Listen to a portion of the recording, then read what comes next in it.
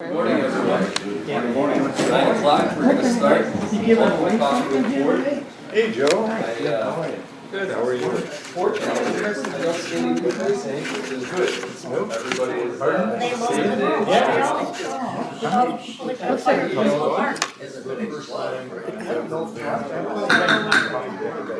Hey, everybody. Al, we're starting the meeting. We don't have a forum, I don't know that I've ever heard you say that. I know. Sorry that I. I'm sitting here in the front row now. What did you say? Good, you can move over right there. No, I- Okay. All right, so you all have been to coffee with the board and you know kind of what it is. Apparently everybody else had other obligations today, as did Cal and I, but we're here with Manager Rivas. And I'd like to just start by taking some questions. Donna? This has been, I've mentioned it in coffee with the boards, and it came to light within the last couple weeks also on social media. Return emails just to say thank you, I've received your email, or thank you for the input. A lot of people feel like their emails are going in vain. Just thank you for your. Are you referring to the email that you sent a few minutes before the meeting, last meeting? No, in general, this has been over the years. Because I did. I respond to emails. Is there anything specific that you're referring No, to? Any just, I unanswered think- email that, Just acknowledgement, even if you can't say anything or you don't want to voice your opinion, just acknowledge. Thank you for your email. Thank you for your input. Thank you for your email would be fine. That way we know it's not falling on deaf ears, that you've read it and you received it. That's all. I feel that I do that. So if ever you send me an email that I mean, you deserve a response to, I usually send it to all the board members, and I will get responses from some. anybody else? That's it. That's in the computer room. Go ahead. Okay. I have a couple. I got my village bill, and last time I suggested that you put on the please do not flush flushable wipes. That wasn't on there. I don't know if there's a reason that it can't be on there, but I think it would be helpful if that got on there. The drop off for your bill outside, it only gets picked up at 8:30 in the morning. Is there any way it could get picked up at 8:30 and noon when somebody comes back from lunch? Just go and grab it. The reason I'm saying is, I'm sure y'all know about the post office boxes that got robbed, and it's very easy. It's summertime, very easy for punks to do naughty things to it. I'll just leave it at that, okay? So if they could pick it up more frequently. It's Kind of Tuesday. If I could address that, we also have cameras at that location. Oh, good. And so we can keep an eye on it. In the time that I was here and in my previous capacity, we've not had one incident of Oh, those good. boxes being broken. Just so you know. That's good. Good to know. Because the post office, it got robbed, destroyed, It did. and it was a year before they put a much better one in here. So it's just a little thing. The no mow till Mother's Day, May thing, I would give it a D for dandelion.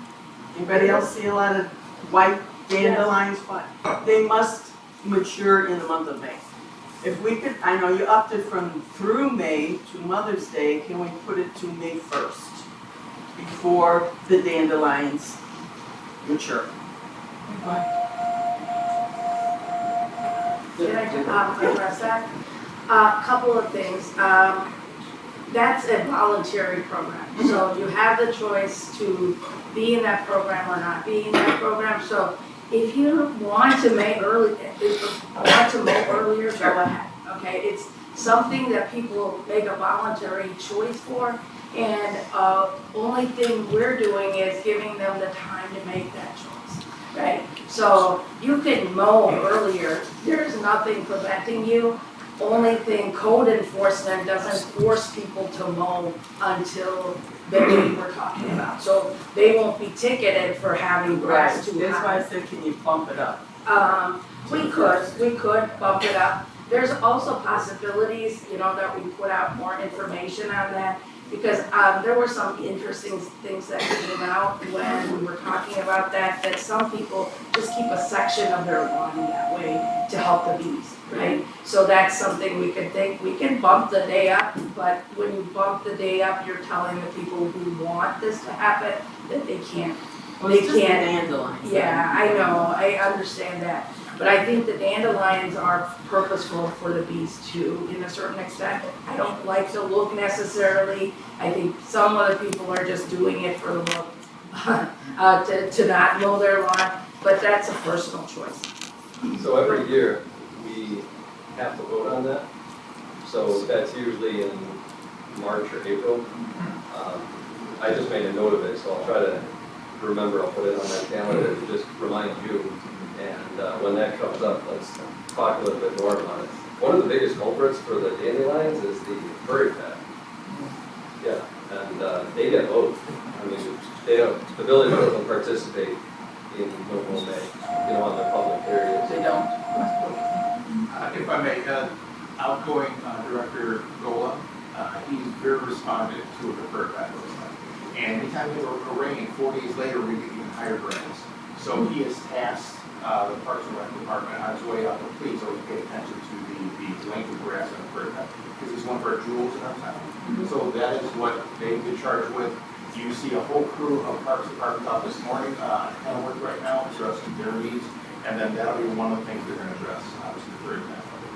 It's good, yeah, it's just that, you know, we've had so much wind in the past year that these seeds are blowing all over town, and I don't like them, I don't know if other people like dandelions, but they spread. Go ahead.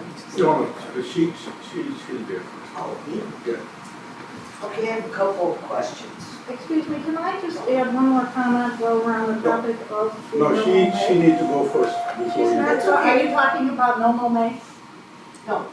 I'd like to add a comment to No Mow May, but before doing that, I'd like to mention, we don't have a forum, so this is an informal meeting. As far as There's no No Mow decisions May, made today, so it really doesn't matter if it's a quorum Well, or it not, matters to because me. we don't. as far as No Mow May goes, Well, no, let's talk about a quorum, you brought it up. So Okay, quorum sorry. means that you have to have a majority of the board to have a quorum.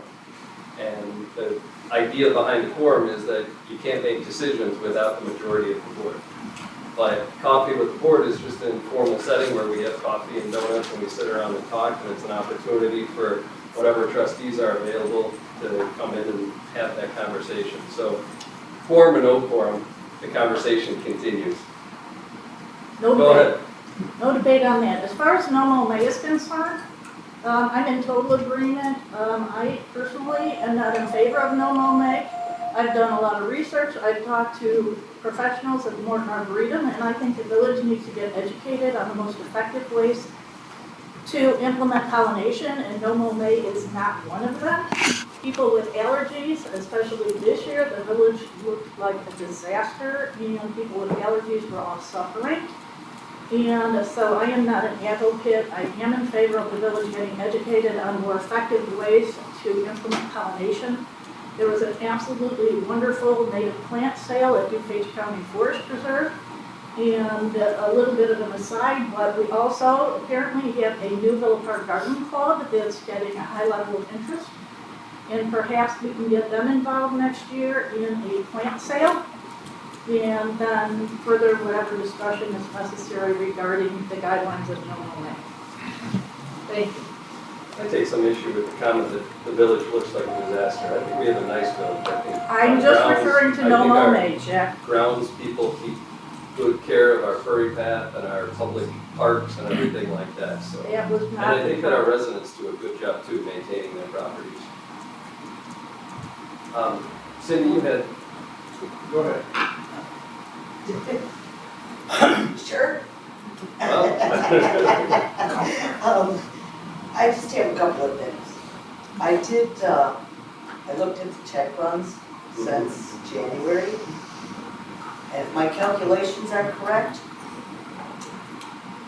$78,994.52 went for temporary services, so I don't know how the rest of the residents feel about that, but I am truly deeply disturbed.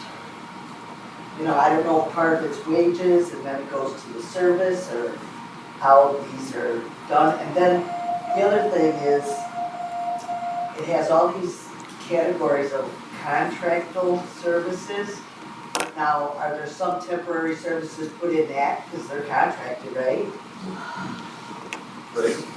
Well, I don't want you to finish your question, Steve. So I don't know if these other ones, they're just listed as contractual services. If there's temps in there too and they're skating around the description, I don't know.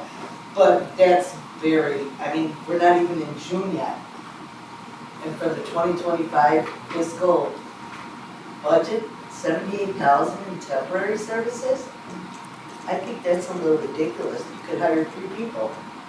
And the other thing is the budget published yet?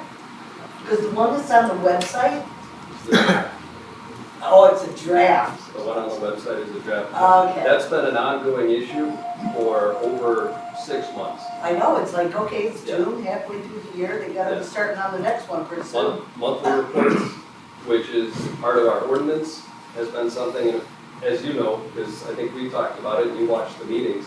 I brought this up many, many times. We need quarterly reports, and in our ordinances, it says monthly reports.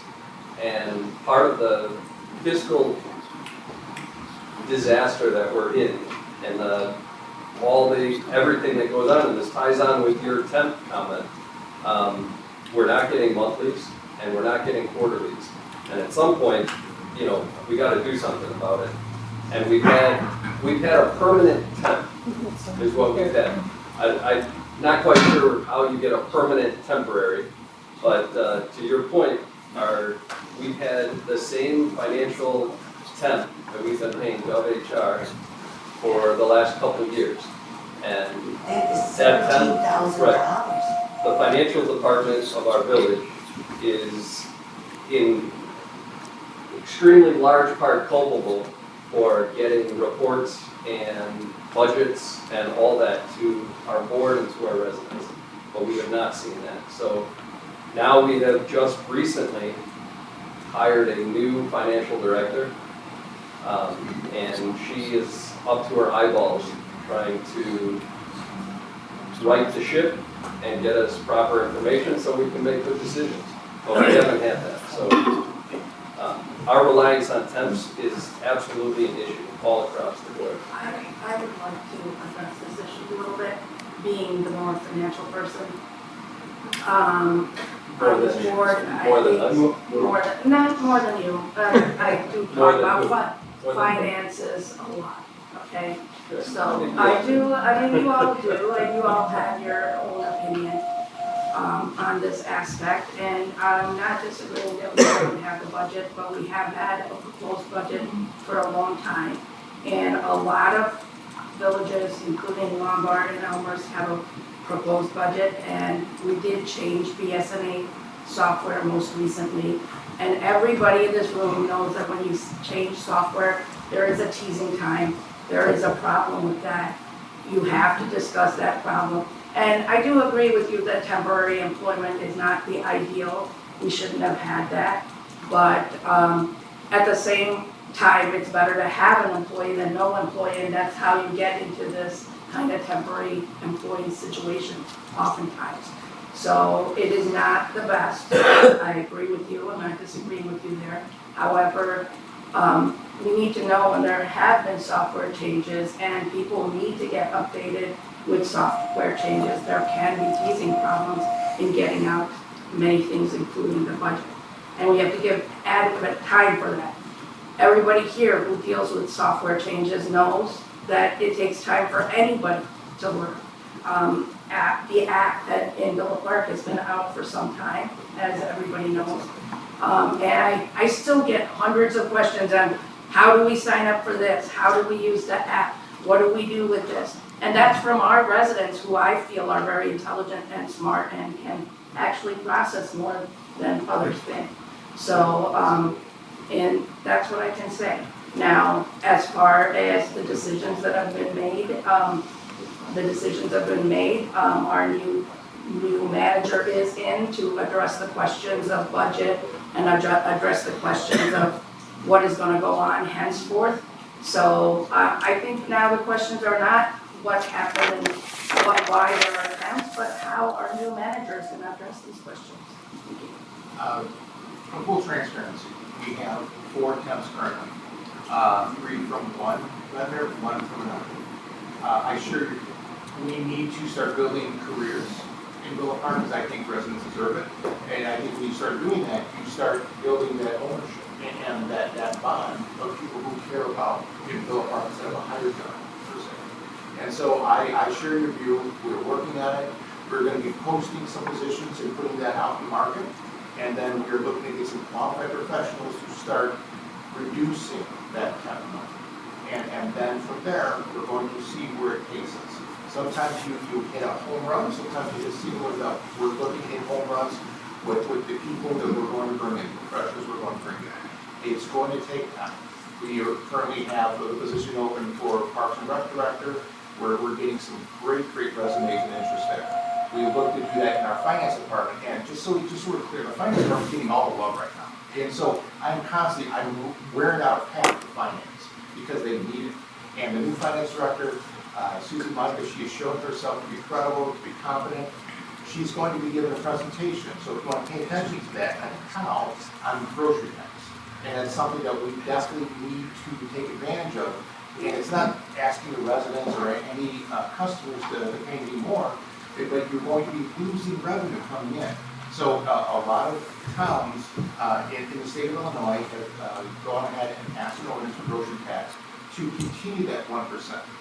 Well, the questions we're still trying to get answered from the state, because the state takes 1.5% off the top for their administrative fee. We've been told in some veins that they're going to waive that, and then so that's even more of a surplus for that grocery tax. So that discussion will be on Monday at the Cow at 6 p.m. And so we have to start looking at where can we start bringing career-minded professionals. Just one more question. Now, I don't know if the board members have a copy of the AFSCME union contract, but it states in there that a temporary person in a union position can only be there 30 days. I agree. Okay, as long as, I didn't know if you guys were aware of that Yes. clause. That's part of the cleanup that's going on. Okay. I just want to address trustee Kumar's comment about a teasing time with software. You know, I understand that for a short period of time, but going on for 6 months, that's that's more abuse than teasing. And we have not gotten our monthly financial reports, even though we've asked for them for the last 3 years. We have not consistently got our quarterly reports as we've asked for the last 3 years. So that well predates any software teasing time. And to Manager Rivas's point, the finance department is or was in shambles and is now getting corrected. And I think we're making good progress on it, but there is a lot of work to do. First of all, to her question, how do you get a permanent temp? Companies do that all the time. A temp that is assigned to right here and they're there, but you're not paying them benefits. And that's the advantage to the company. They have a permanent temp, they don't have to pay them benefits, and that's how it happens. Second of all, to the no mowing through May, there are always going to be people mowing. And it kind of offends me. We cannot let our yard get overgrown. My husband has tremendous allergies from outside, and our yard, there's no way. And worrying about bees and dandelions, I don't give a damn about them. I care about the fact that my husband wouldn't be able to walk out into my backyard if it wasn't mowed. So we mow as soon as we can start, and they need to keep the Great Western and the Prairie Path taken care of, because those are outdoor spaces where people with allergies, like my husband, could spend time, but, oh my God, we can't mow because of some dandelions and bees? That's ridiculous. Our parks do get mowed. And they Yeah. should, I'm just saying they Including should, I the bird patch. agree with that Sure, yeah. completely. I think with the whole no mow May, there's, compared to the whole village, there's very little participation. Yeah. It's kind of an awareness campaign more than a practical. That, and that's good, because like I said, our yard, I don't care what law you put in place. Yeah. It's gonna be mowed so he can enjoy his backyard. Yeah. Despite his allergies, and there's no way it's gonna get overgrown. I'd like to, talk about what trustee Kozar said about the BSNA software. I just yesterday went and talked to Manager Rivas, and I asked how familiar the managers are in our whole, in Villa Park. All the chief managers are with BSNA. And he was very forthcoming to say they're still learning it, right? He said they're still learning it, and that, in fact, they are going to, in fact, take training in it. So, expecting that software, when all our managers were very, very intelligent people, great and to work with, I love all of them, expecting that software to be on par and ready and to go, and the financial report to be there right away is not necessarily correct. Most firms, by the way, take over a year. Discover right now is merging with Capital One. They expect a 2-year transition period just from the software. So we are a group, and that will happen. Now, as far as the temporary employment, I am not for temporary employment. I think permanent employment is good. I cannot disagree with that. Permanent employment is good, it's just that's how you end up with Listen a to me. permanent temp. Yeah, permanent temps, may be the only choice that people have at times, and that's why we make that choice. But I think our new manager is gonna help us move to a better direction in that, in most of my discussion, and I hope that's the case. That's what we have to. I agree with Chap, 6 months is I'd too like long. to add to your comment, if we have a software change, let's say the Discover is merging with Capital One, so the customer, they don't suffer, even though they're making a software change, but business continues on. In this situation here, we made a software change, knowing that we are going to be changing over to new software. How come we did not anticipate that, why those changes are going to be affected? At the same time, we should have a backup plan. That old software still should be working in spite of the new software. So who do we ask that? Who dropped that ball? I mean, we have I'm not saying we have a temporary, we have all kind of trained officials here, but at the same time, somebody need to answer. We made a change. We still have the old software to work on, so how come we don't have a budget? I can understand 1 month, 30 days, 60 days, 90 days, we are into almost 6 months now. Yeah. So I think we need to address that issue more, that where do we go? I mean, you cannot run your business without having a budget. You cannot have your household running without a budget, knowing where the checks are going to go and where they're going to come from. I know you have a financial background, which we don't. We have the financial background as well. We run a successful business. Based on what we see here, it is a disaster. We need to fix that, and I believe we have a new manager who's going to look into that. So let's forget about, we have new software, we have new, that does not help us any. So please. No, there's a proposed budget out there. Did anybody look online? There is a proposed budget, and what's the difference between the actual budget and the proposed budget? Okay, so Most of us work on a proposed. We don't have the actual Okay, that's always the case with any firm. Any firm has only a proposed budget, by the way. There is no actual budget. You get the actual budget after you spend all the money. okay, Right, so yeah, proposed there's budget. only a proposed budget, So- there's a proposed budget that we vote on and agree to, and there's a proposed budget we don't vote on, haven't voted on, and don't agree to. That's what we have right now. Now, do we need to get to the voted one? absolutely, I'm with you guys, I'm not against this proposed budget. I'm just saying this is not the reason that we did what we did. I agree with you. 6 months is unacceptable.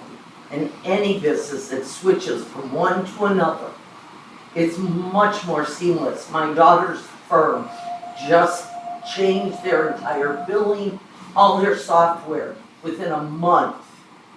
Everything was up and running, and the old one was then closed down. But you don't close down the old one till the new one is up and running. Well, being a part of that transfer to BSNA, what we had issues with was still this way down integration of the different systems that also have to integrate with BSNA.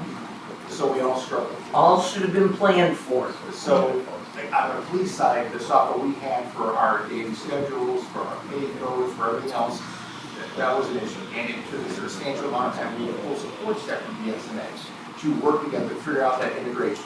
And also, along the way, we changed our budget line numbers drastically. We changed it twice during this process. So the budget numbers that people who had the experience and the knowledge of putting the budgets together in all the respective departments had to also learn new numbers. That was because formatting was an issue. Their job, it all should have been planned for. Understood, but that's our reality. And so those are the things that we're facing with.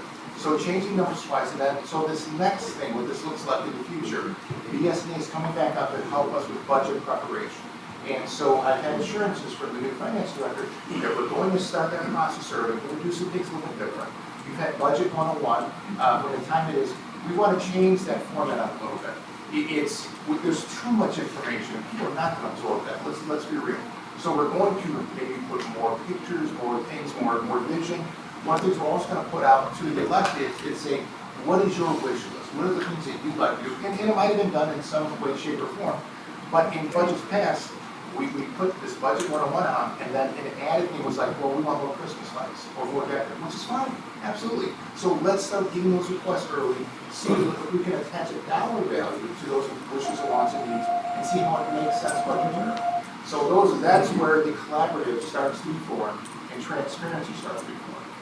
So it's our reality to then get BSNA up and running to a point that we can all. You're saying that there's a reality and there's a how it should have worked. Right. And I'm agreeing that it was very poorly implemented, that these things should have been planned for ahead of time. And it's 6 months is unacceptable. That's right. It is unacceptable, and I don't think anybody disagrees with you, and that's why we're working diligently. Yeah. Because we can only fight the fights in front of us. No, We can't I agree do with that. you, I know, Jack, that's. But we've got Joe, Rodney, and then Ralph in that order. Okay, thanks. Hi, Joel Maury, 309 Maple. What's your name? Doris. So before I speak on the thing that I came to talk about, I want to touch on a couple of things that were mentioned. As far as the temp, my wife retired from a job where she originally was hired as a temp. It was a non-union, non-governmental private business. There was a person that was off on sick leave, and they held the job for her for 6 months. That person eventually decided not to come back because of her health issues. And so she was able to stay. They asked her to stay. And she ended up retiring from that job after 7 years. So it's a matter of getting people in there on a temporary basis, and they're not always a good fit, and temp service does provide different, people to come back and forth if the person they sent the first time doesn't work out. So I agree that temp services can fill a temporary need.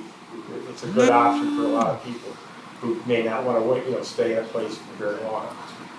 The second thing, on the To normal. that point, though, Joe, Sorry? to that point, what you said, I agree with exactly. One of the struggles that we've been having is that previous manager, that during that span, those temp workers had a very disadvantageous contract as the village is concerned, which didn't allow them, because when my clients have hired temps in the past, if the temp's not working out or you don't like them, you basically trade them in. They're hired guns that come in. The contracts that I have now been able to review are not that way. and it makes it very difficult to trade in for something that may or may not be working. And that is just simply bad contracting, and it works to our disadvantage. The idea of temps is you get somebody in quick, it works to our advantage, maybe you spend a little bit more for it, but there's some flexibility, like you said. Unfortunately, we haven't had that oversight or that, big picture look when it came to the contract. Your second point? So the second thing was on the No Mow May. I'm a member of the Environmental Concerns Commission. The proposal of No Mow May was advanced to the board for the consideration that they voted on. I just wanted to stress it is a voluntary program. It's not a law. It just suspends code enforcement. We're always looking at it because originally, like last year, it was the entire month of May that we found out through input from the residents that it wasn't workable. Addressing it, starting it earlier is a valid consideration because our climate zone has changed in this area. What we're having currently in this area, our climate zone, used to be the climate zone from Peoria, that far south.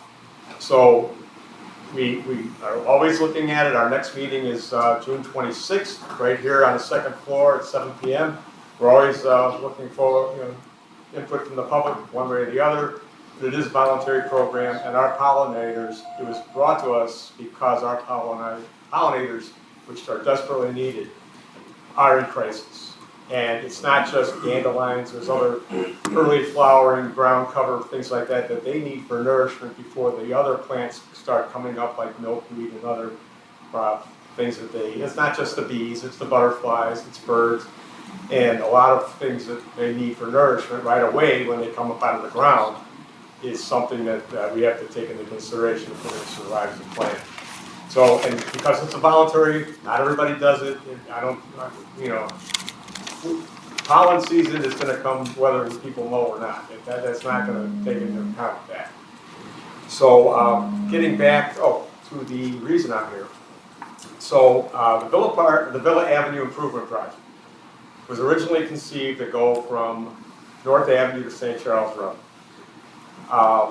Recently it's been expanded out, and now it goes from North Avenue to Wildwood. The project was originally implemented where Elmhurst covers 50% of the cost, but Villa Park is the lead on design and implementation.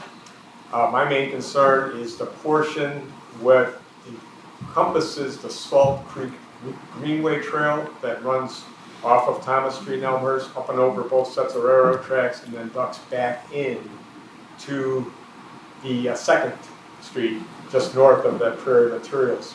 There's an area between the curb and DuPage Materials that the village maintains.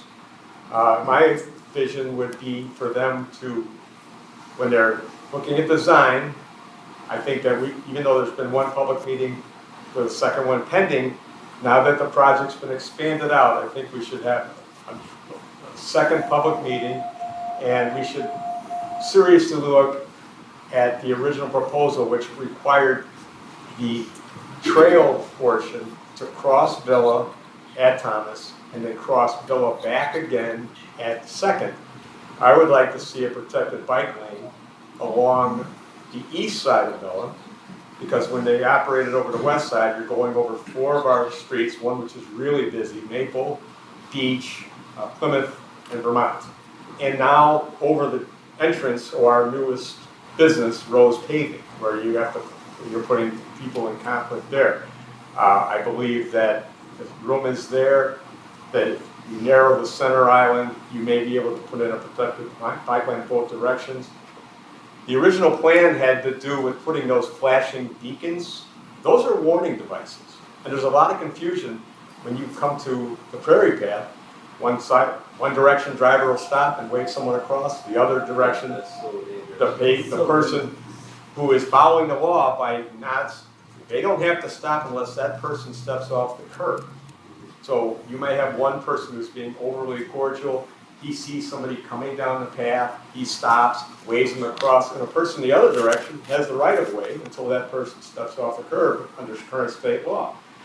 Adding 2 more of those flashing beacons does nothing to help people, especially when that is such a busy road during the rush hours, when people are avoiding Route 83. I disagree. So I was going to the Traffic and Safety Commission meeting on last Thursday, and I know over a lot of projects that they take into consideration, they do a very thorough traffic study. And a lot of projects in the village, there's been a lot of missteps.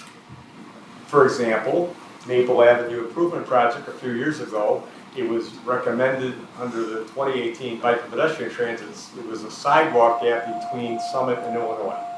They tore that whole street up, separated the sewers, and didn't take into consideration adding the sidewalk that people needed to get to the train station, to get their kids to the bus stops.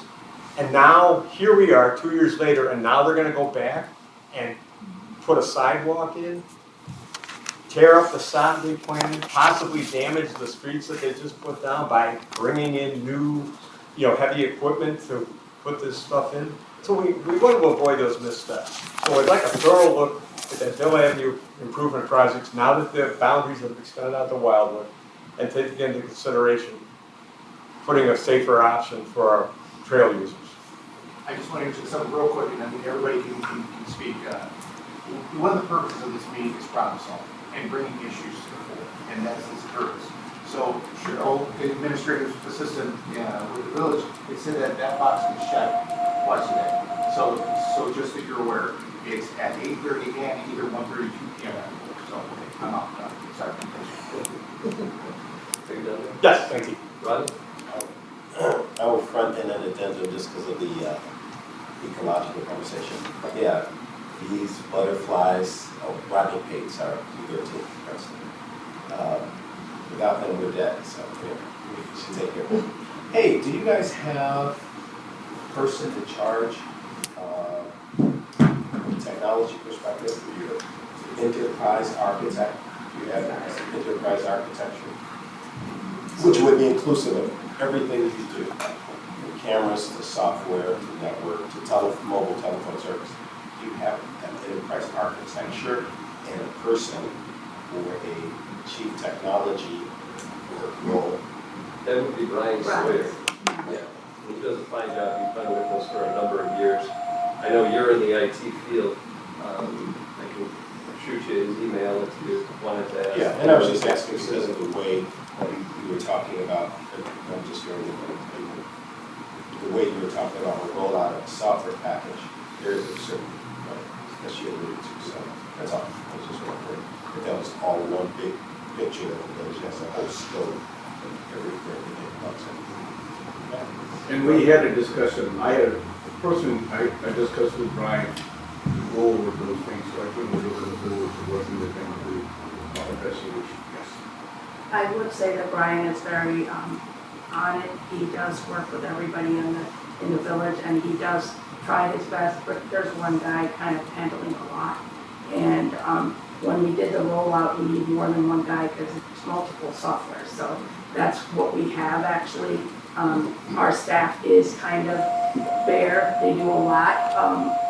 As far as I can see inside, each person has a tremendous amount of work. We're on a budget that is very minimal overall, and this is not just now, it's been for years, by the way, because that's what we get in tax revenue. It's all about now getting more revenue into town. We gotta worry about that. I agree with Manager Rivas on the grocery tax. It's not something we can actually afford, I think, to get rid of, in my opinion. We've been paying it. It costs like $5 and $400 or $500 of groceries a month. It's less than a cup of coffee at the Starbucks. I don't know how many of you guys go to the Starbucks, but that's my opinion. We come here for grocery tax. Yes, or Dunkin' Donuts or whatever. You're all out here for the free coffee, so maybe you're not spending. Now you got it. There it is. Yeah, There we are.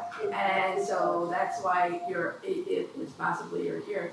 But at the same token, it is something to think about. And I'd like to talk about other issues you guys have now that we are having a new manager. Go ahead, Donna. No, we've got a list. Go ahead. Oh, I'm sorry. Who's next?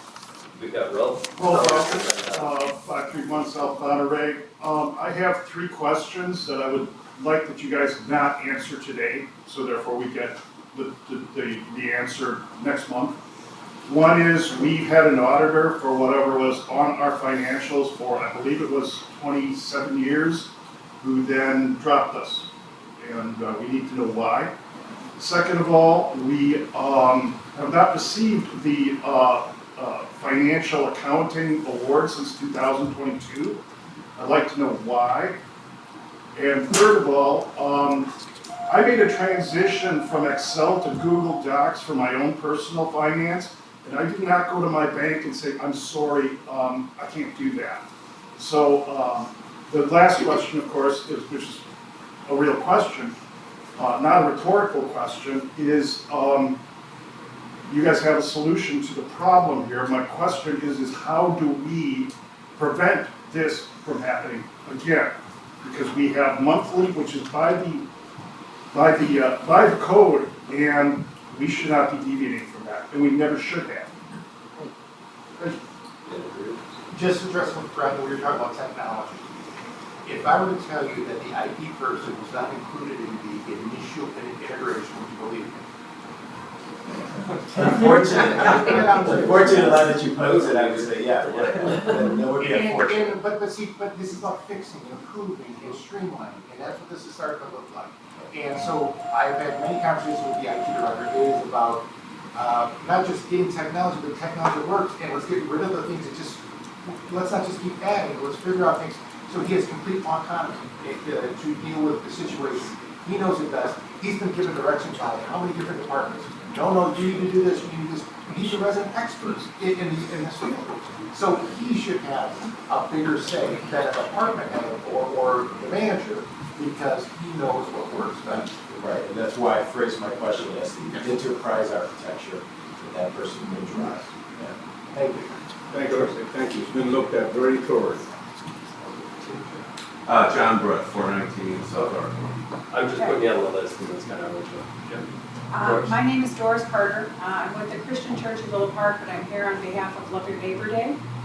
Mark Leadenhorf is also here on behalf of Love Your Neighbor Day. We're here to ask for the continued support of the village and the board of Love Your Neighbor Day. We're in our 11th year. It will take place on September 20th this year. It's a community event where we gather volunteers who go out into the community and they help people in need in doing yard work, exterior repairs, things that these people can't either financially or physically do themselves. Last year, this has grown. So we started in 2015. I came before the board in 2015 and have had support of the village since then. Last year, we had 150 volunteers and we helped 34 homeowners in Villa Park and Mill Park. We work with code enforcement, refers people to us when they find out people, who just can't do it. Not that they're not willing to do it, they need help. But we have had, good support over the years. We have financial support from the village. We got a commitment earlier this year that we would continue to provide a grant of $2,500. So we hope that's still forthcoming. We've had the village president last year was a volunteer. We've had trustees over the years who have been volunteers.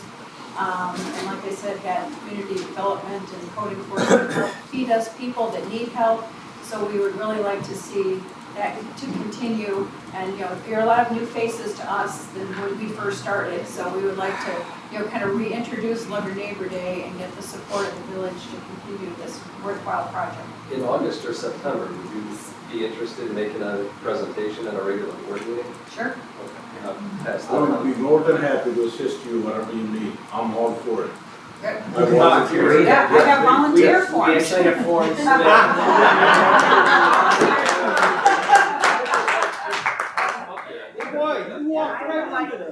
I would like to speak and say you guys have been doing a fabulous job for years. The service you are doing is absolutely necessary. I have families who have come back to me and said great things about what you're doing. And I thank you for all you're doing because it's literally loving your neighbor and you're just absolutely doing a spectacular job. I think last year There was so many houses that you fixed things that they needed fixing, older people addressing what they needed, and that's very important to our town, and I will always be on board for something like that. Well, and I think the thing is too, you don't realize that there's people that are in so much need in your community. And you don't realize inside what's going on with the family and the struggles they're having. And so, we reach out to them and. I'm a member of this community for 40 years. All my neighbors, Joe can tell you, your neighbors are close to you than your relatives. In the case of emergency, they come to you first. So I believe in that thoroughly. So I will be more than happy to assist you. I belong to many organizations and I spend a lot of time volunteering. Okay. I will be more than happy to assist you and connect you with those organizations. They'll be more than happy to assist you. So I am not new to this community. I've been here for a long time. And I have assisted many organizations, including VFW, Masonic Hall, everybody knows me. So please, reach out to me. I'll be more than happy to help you in any way I can. Thank you. From the administrative side, what we can do is prepare a proclamation for that day, September 20th. But let's also do some pre-planning, because social media will always tell us what needs to be done. Right. So where's our shopping carts in what body of water? Where's the couches in what body of water? And let's start addressing, we start building that list in a pre-planning thing, and let's keep September 20th as a target. Yeah, and I will also say too, there are a number of Villa Park businesses that support us and provide contributions and, Like Mike's and Cubbies and they all. they give all the volunteers breakfast and lunch, and we also get some contributions from businesses for money contributions, so. Good. Well, thank you for doing that. Donna? 2 questions. Bargains in a Box, what is that gonna be? I thought it was supposed to be a marijuana dispensary, and we are getting rid of our old attorney and hiring new. Who are we hiring? So, I can't speak for Bargains in a Box, but I can get back to you on that. And then, Because that was like over a year or 2 ago, it was purchased as dispensary, and now it looks like the car lot is overflowing. So I just wondered if they purchased it and they walked away, or we can figure that out, and I can get back to you. And then in terms of the council, I think that's gonna be on the agenda for discussion. That'll be on Monday, so tune in on Monday and I can better answer that question on Tuesday. will that be in regular session or closed session? I have to look at the agenda. Manager Rivas, do you know? From the, just addressing 2 things quickly, bargain in a box, as we know, government never moves fast enough. So I think that's still the plan moving forward. You're going to be talking to community development about bargain in the box. To address your second issue, you look at the ordinance when it comes to the village attorney. The village manager obviously can appoint, but in order to remove the village attorney, it has to do with the advice and consent of the board. So that discussion for the removal will be behind closed doors. And then I will just appoint moving forward. But I can tell you that the firm we're bringing in has a full complement of attorneys at given governance. Moving forward, what my vision for that is building a dream team of people who are resident experts, whether it's planning and zoning or it's TIF districts. So it's not just going to be that firm dealing with that, but going and finding all-stars firms that can address those situations, and also keeping that price down if we can, and try and give a flat rate. We know that some firms are going to fight us on this, but also though we're a village entity, there's only so much we can afford. So that is the dream moving forward. We still have some business with Melissa Wolf's firm, and that'll be finished up. And I respect her abilities. She's been a champion in getting this last agenda together. And I can't say enough about what she's done to prepare this agenda, knowing that this is going to be for next week. So if what I'm hearing is right, you're going to have, instead of one firm, you're going to have numerous attorneys that are specific to TIFs, another one to ordinances, another one to. So we're going to have a network of attorneys and just not one, correct? Let me clean that up so I can be clear. The village attorney who we sit at the board meetings will be addressing the business of the day, will be obviously helping look over agendas, looking over contracts. I also want this village attorney to be looking forward, not looking towards the past. So any old contracts that are just renewals and things like that, And that was part of the process. You're burdening that law firm with a mountain of work. And so we're trying to narrow that for the incoming village attorney to address issues with the board, governance, process, Robert's rules, all the things that we need to do to move forward. Now, if there is a law firm out there that can better handle whatever village business there is, we're going to do that. We're going to look at, and I've already had conversations with that incoming firm, and they completely understand. But what you should know is that the direction of this board moving forward and this changeover for everybody is they want growth, they want expansion, they want us to move forward. And so the firm coming in has an expertise in TIF litigation and TIF issues. And so that's one of the things we look at our comprehensive plan, that is a huge piece moving forward. That's what attracted me to this firm, and they're both. Well, what firm is it? It'll be revealed Monday. I think it'll be inappropriate to discuss it. If I could just ask you to wait a couple days. Because it's part of the process, it's respect for the outgoing firm as well as the incoming firm. So, John? I have a comment and I've got one question. You know, these north-south intersections across the path we've been talking about since Cullerton was here and I was on the Traffic and Safety Commission and we put some sort of, you know, half-assed little stop sign in the middle of the road. You guys all remember that, didn't work out real well. But, you know, I can tell you I've been a senior leader in the casualty industry for many years. And it may surprise you that pedestrian deaths, if we go through speed limits, we do 0 to 30, 30 to 40, 30 miles per hour and under kills more pedestrians than any other speed. So that's just something to think about. I think that if you're, and I use the path every day, or my wife does, I'm not crossing Myers Road, man, if they don't have a light down there, I'll be honest with you, because if you go down there at rush hour, I know it's out of the village, but we've got the same lighting system. The point I'm trying to make is, from my professional standpoint, my personal standpoint, I think those things are the best thing we've done in a long time to try to keep people safe. People are more likely to stop. Yeah, it's true that the pedestrian law statute is, pedestrian has the right of way once they enter the crosswalk, but nevertheless, I think that those have been the most effective solution that, you know, has been implemented, in my opinion. Say that again? I missed what your solution was. The lights that have been placed up, and I think the gentleman who spoke earlier, and I'm not certain, you know, what your point was, and I forget, that's probably my not listening here, you know. That's just something that we need to have, we need to keep, and we probably should stop talking about the intersections. And Mike, I wanted to ask you, from the standpoint of bike, pedestrian collisions at those intersections, I mean, what have you seen since that system of lighting has been in? And I think you're going to do it now and again in other roads. right, and as you see in Villa, they're not working right now. They're on order. I just approved the purchase of the system to be replaced. So on Villa at that crossing, by the third path, that's going to be replaced. I am all ears if there's a solution out there that you can tell the public.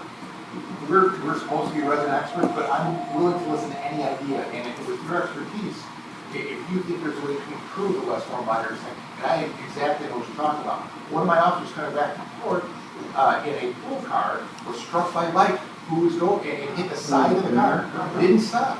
And so we're still talking about e-scooters going into the July agenda, which is That's a problem. we have Elmer's who is not allowing them, we have Lombard it is. So we're going to see pedestrians on scooters zooming, and I want to reduce that speed, but also though, it's a conveyance for people, so we'll be able to get from point A to point B. It's so dangerous. I was at Villa and I stopped. There was a group of people standing there on the curb. I stopped. And the other car going the opposite direction stopped. They waved us across. But a bicycle came from up behind them and just whipped around them and went through. I'm a professional driver, I look for things like that, so I did not hit the person. But it's so dangerous. Those bikes just whip right around people. I would like to point out that we are looking at an e-scooter ordinance, and I would like input from those who are out there at this meeting in terms of that. I do see that it's a large problem in our town. We have many micro-mobility things that are coming up, not just e-scooters. And I do want to make it a point, since you are here, that it is illegal for kids under the age of 18 to be on them. So that is more from an informative point. It is very important to remember that. Do not buy your kids an e-scooter. They will not be able to be on them. So you will end up spending money unnecessarily, and that's kind of smart. Wouldn't that be the same, I mean, bicycles are supposed to follow the rules of the road. Would an e-scooter not be required to do the same thing? Go ahead. I immersed myself in this town when I knew that it was gonna come up before the agenda. So I don't wanna say I'm a resident expert, but I know a lot on it. And yes, they have to observe the rules of the road. Right. They're allowed to park on a sidewalk, but we know what that looks like. It's blocking the sidewalk for accessibility that becomes an issue.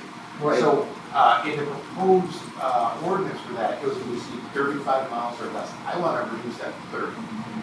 Because I think even that much helps. And also most of our streets are 25, right? So. Yeah. Yes, so maybe reduce it even less.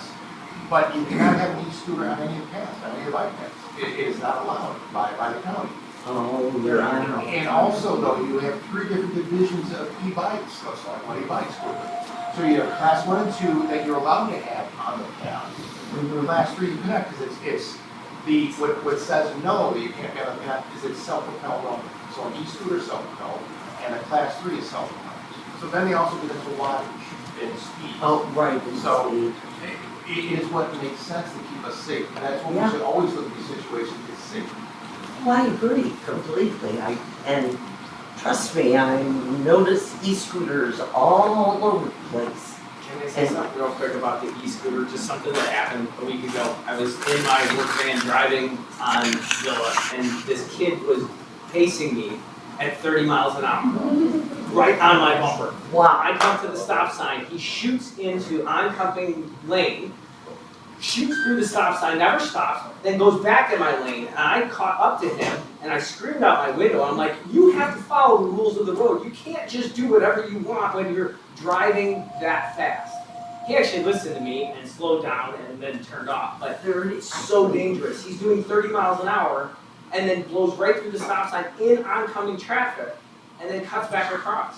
Now granted, there was no car at that moment, but these things have to be addressed because it's insane. I didn't know they could go 30 miles an I hour. encourage anybody to come to our next meeting where it's on the agenda and in public comments, voice your concern. And I'm a cyclist, so I don't have an e-bike. I would like to address that it was at the traffic and safety meeting. They did discuss this issue. They are looking into it. They will be, again, looking at this issue.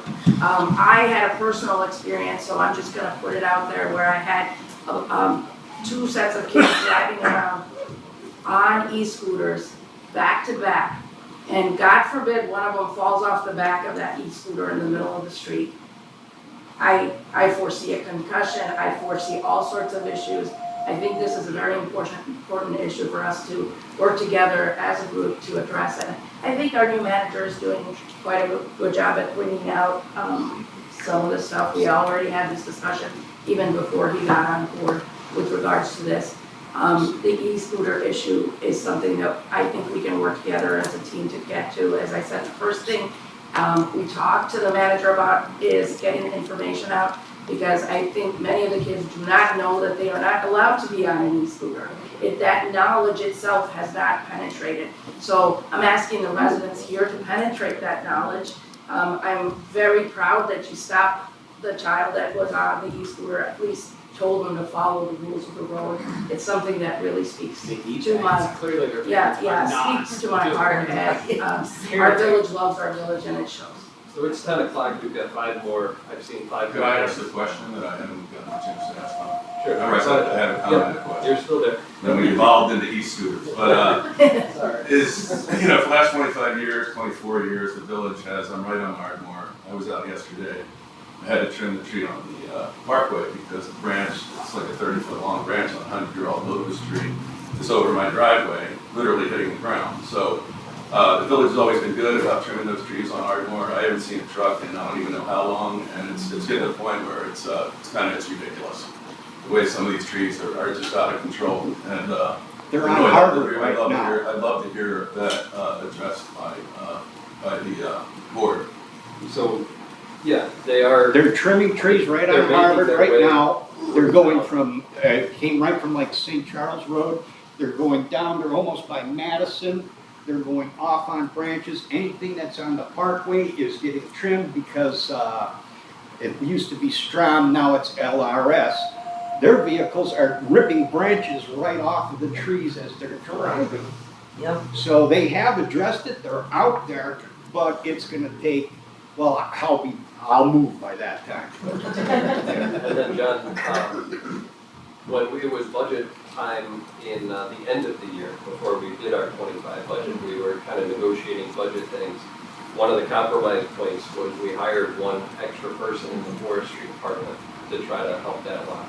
But we got a lot of trees and a lot of work to do, so it's slow going. But if Tree City anybody has any USA. problems, you can send an email to the village to, get on that rapid response list, and it'll, kind of get there. Yeah, I appreciate that. Thank you. Cheryl, you had your hand up? Cheryl Tucker, 2 comments. You brought up a lot of things on the financial budget and how behind we are, and that we now have a new financial director. What schedule have you got to get that finished now? Because what time frame are we looking at now? Now we have a new financial director, this was an issue. Our software should be under control. I know Brian's been working on that diligently to try to get that fixed. And if we're having an issue that we're already 6 months behind, what time frame are you on now to get that fixed? That should be top on your priority on taking it. The second question is, I know you can't bring out what the law firm's doing, but we already have law firms that take care of TIF right now. Are we looking to get a new law firm to now take over that so we don't have 8 different lawyers doing other things in this village? Because we have an awful lot of lawyers we're paying for on our budget for different things. So is that what you're looking into with a new law firm, side account, combine those things if possible? Or we still have it? I promise I always let you finish your question. That's what this is about communication, total communication. As far as the book, the sad thing is that once we even produce one, you're only going to have it for about 5.5 months. We're going to print one out, and it'll be there for as a reference guide for all of us moving forward. But internally, we have BSNA. The goal in the second meeting in June is to have our first monthly financial report. And it is on the radar, it is a DEFCON 1 kind of thing, that this has to happen. So the finance director is fully aware she's composing something that everyone can understand, money coming in, money going out, what is our money position? What is our days that we can survive when we receive no other monies? All these things are important things to the citizens to let us know what is our health, our financial health. So June 23rd is when we're going to produce that document. If I have to stay up with her until 3 or 4 in the morning to produce that, and June 22nd, we're going to do that. So June 23rd is a hard date. We have our first monthly. I'm not sure if we're going to have a much more comprehensive quarterly yet. We haven't broached it yet. Baby steps trying to get them up and running and sustainable. So we still have to add personnel to finance, and that's going out to market, as I said. So the book, we're still going to print one out. There is different versions of it. It's about combining all the PDFs. It's going to take time. We're going to get it to a publisher. If I don't have a timeline, because I don't want to say, 2 weeks from now, 3 weeks from now. I don't want to ever mislead. So as soon as we get it to a publisher, we'll broadcast it. That part of it. Okay, the book wasn't what my issue was. It was just the public knowledge, because we have a web thing out there that we're going to have something, like you just described, on a monthly thing, so the people of the village knows where we're at in our budget, what we're covering, is going out and what's coming in. And that'll be on the Because it's 23rd. not really clear, even in our statements that you guys vote on every time, isn't always really clear what's going and coming in and coming out. The printout doesn't, I mean, I understand that people want the book and the budget, but I don't think we're as concerned about the printout, because that's gonna change as you go through it, through the conference, but more that we have some idea what's coming in and what's going out, and how our budget is working for everything coming in type idea. And your I answer think to that that- was what the board wanted, with Your answer the to that monthly is the statements and 23rd, the we're gonna quarterly have statements, so we knew that, in a meeting. And then your next question about the tip, yes. that was already addressed by Manager Rivas. Manager Rivas is putting a team together so that we have the best experts on every subject matter that we need attorneys for, instead of one attorney doing everything. And, I mean, that's a smart Right. strategy. Okay, right now, we don't have one attorney doing it, and we have several attorneys for the tips, so that was my question on Monday's board meeting. Would that be clarified how you're combining it instead of all these attorneys out? Absolutely, to benefit the village, there's still gonna be some work being done by Ms. Wolf's office. So they have an attorney who's addressing one of the tip issues and one of the JRBs and the joint review board meeting. So they're going to finish that work. For us to do a complete cutoff makes no sense, and it does not benefit the village. So it's going to get it to a point to where there can be a gentle, soft landing for the firm coming in. And then they will start transitioning those reports, those processes, whatever legal issues may arise. So it's not a clean cutoff, and it will not be. So we still have different law firms addressing things they do, and then when it comes to a logical conclusion, then that will be handed off. Does that make sense? Yes, that makes sense, because right now we have 4 lawyers right now doing our tips. John, you had raised your hand. Did your question get answered? No, I did not.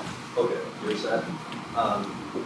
You had a question? I just had real quick info, the GFS building is now ABA Revolution for kids with autism age 4 to 6 by Walgreens down there on Roosevelt and Summit.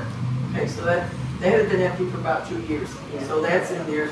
And I went to the Sterling closing and opening of the funeral home, very nice program. And so the old place will come down and the new place will open soon. It's right across from the gazebo. And there's upstairs and the grand staircase, they had a nice opening. I don't know if you can just go in and look yourself at this point.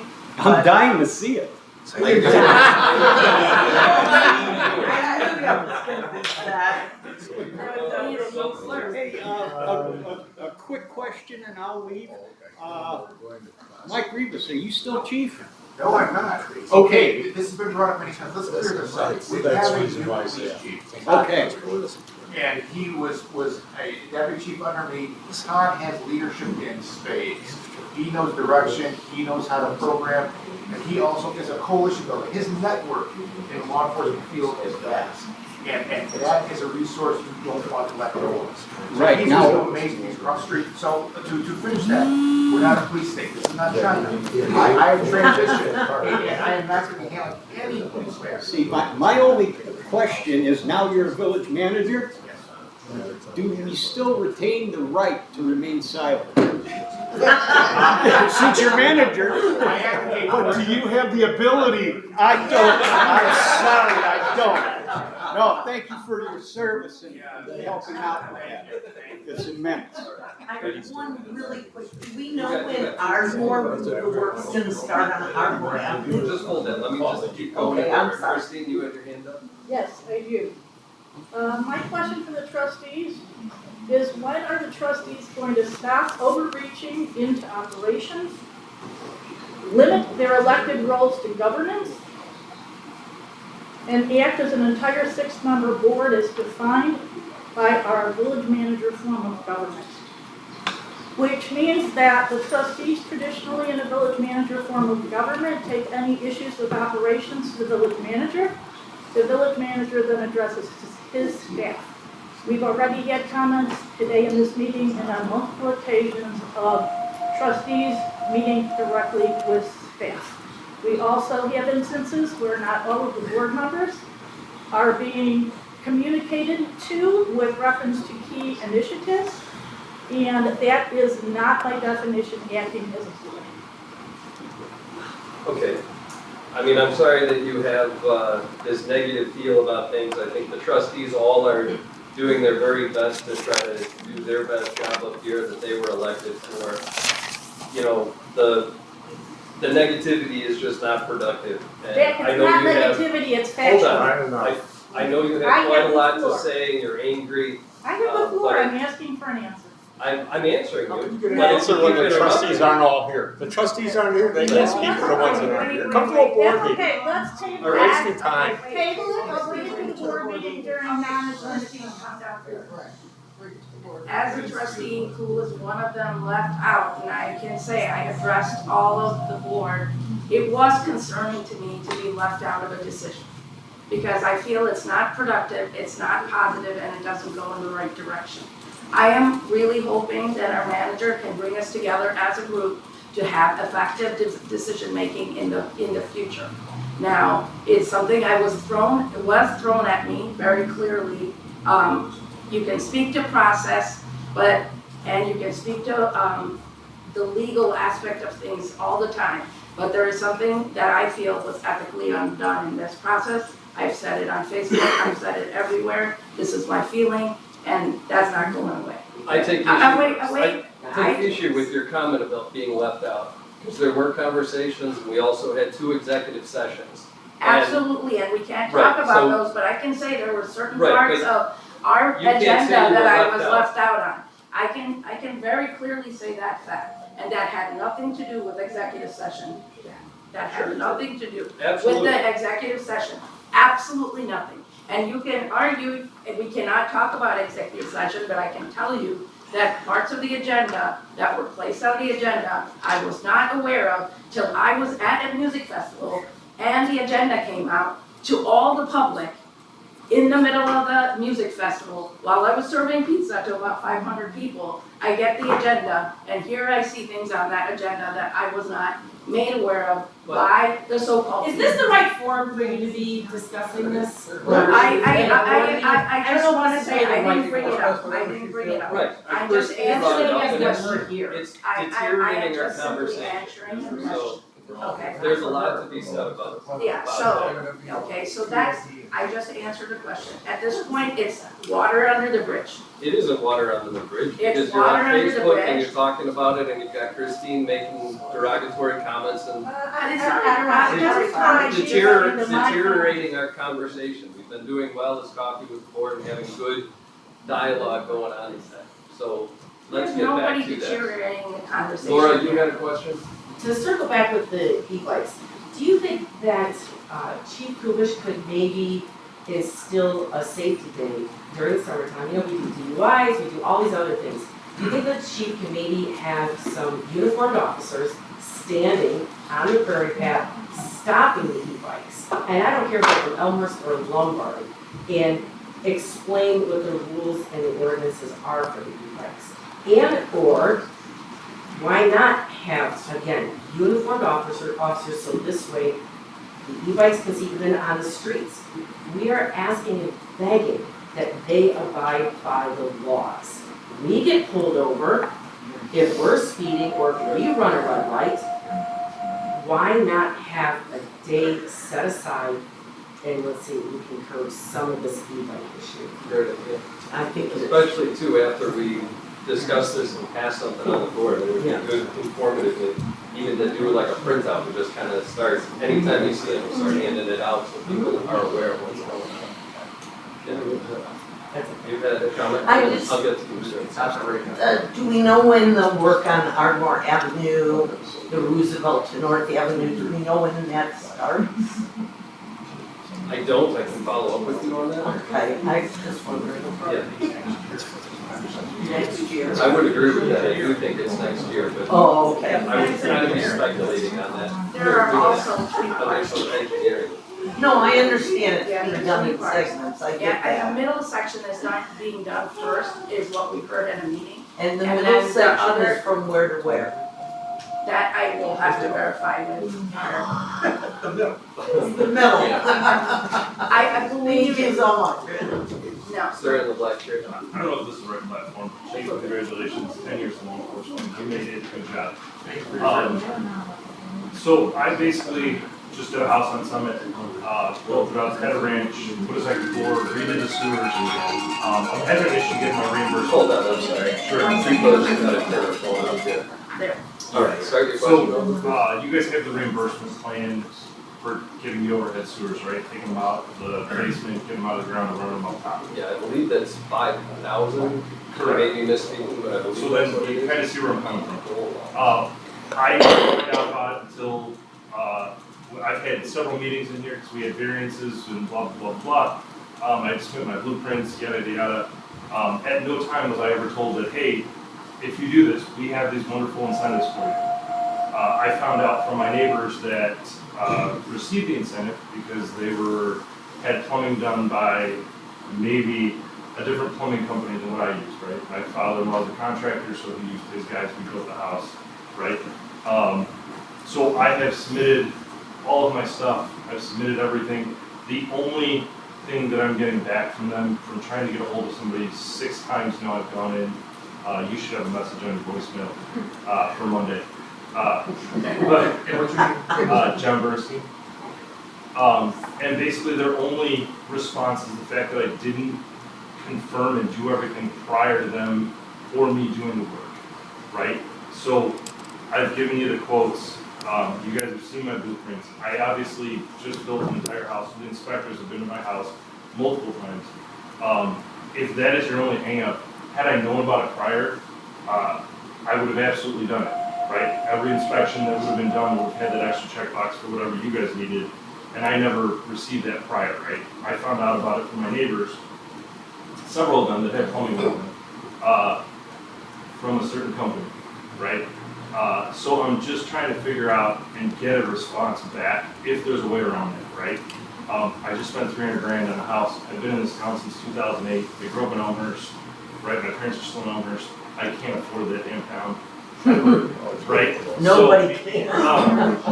I love this village, right? My neighbors, like you said, neighbors are like family. I absolutely love them. That's the reason that I stayed. I had several choices. Obviously, I'm not going to live in the town that I work in. You understand that.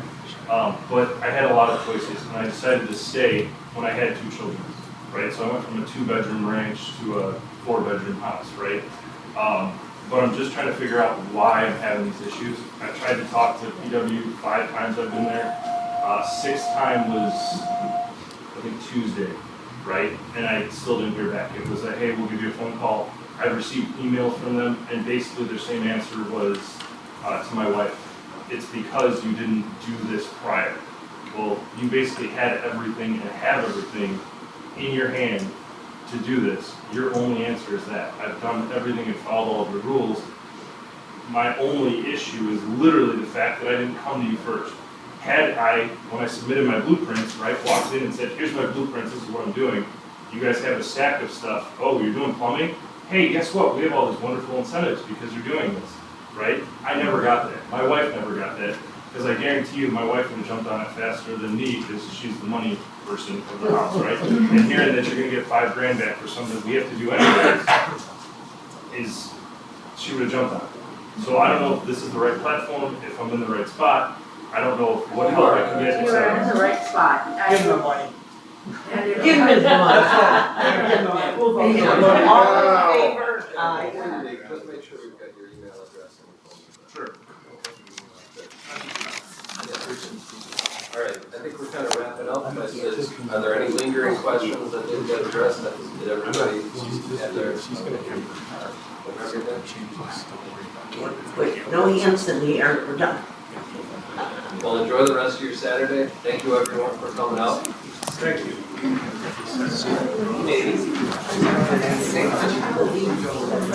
I'm okay with that.